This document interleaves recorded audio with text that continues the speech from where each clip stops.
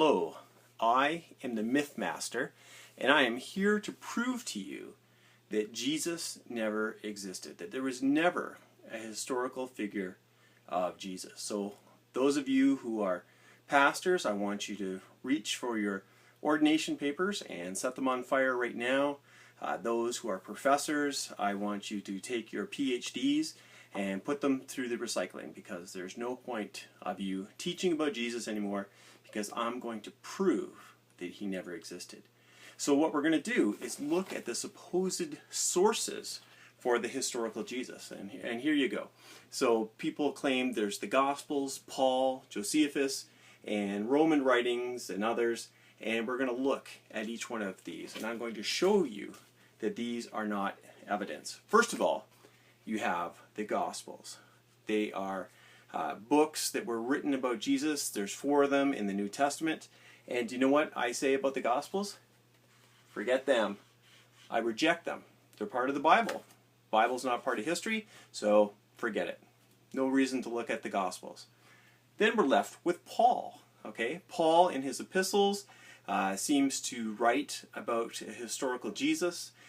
He talks about things like his betrayal and the Last Supper and the resurrection and being born from the line of David and all that kind of stuff. And I want to respond to Paul's letters. And here's my response. Yep, don't like that. I reject it. Okay, it's gone. No need to deal with it anymore. It's part of the Bible, part of the New Testament. I don't deal with Scripture. It's gone. I don't care how historically reliable either the Gospels or Paul are. They're part of the Bible. Forget it. See this? Takes it off. That's all I have to do. Okay?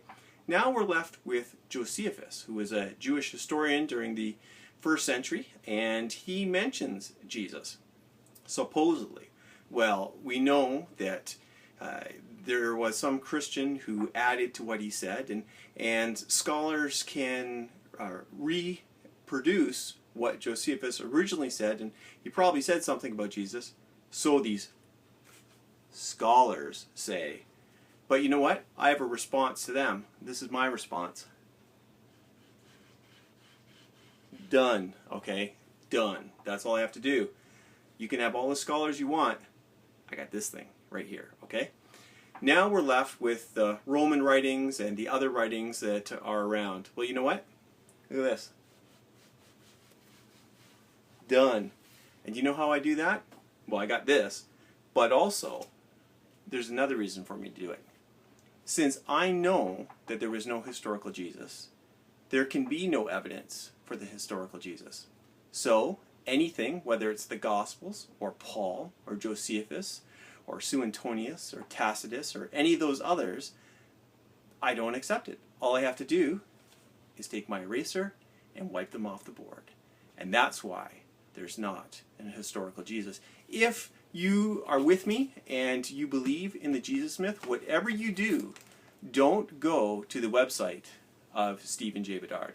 Do not go to www.stephenjbedard.com. Don't go to that website that's Stephen with a PH and a J as the initial, but with no period after it, and it's .com. Do not go to www.stephenjbedard.com, because he messes up this theory with things called facts, okay? Not interested. I will take on his facts with this thing any day. Thank you.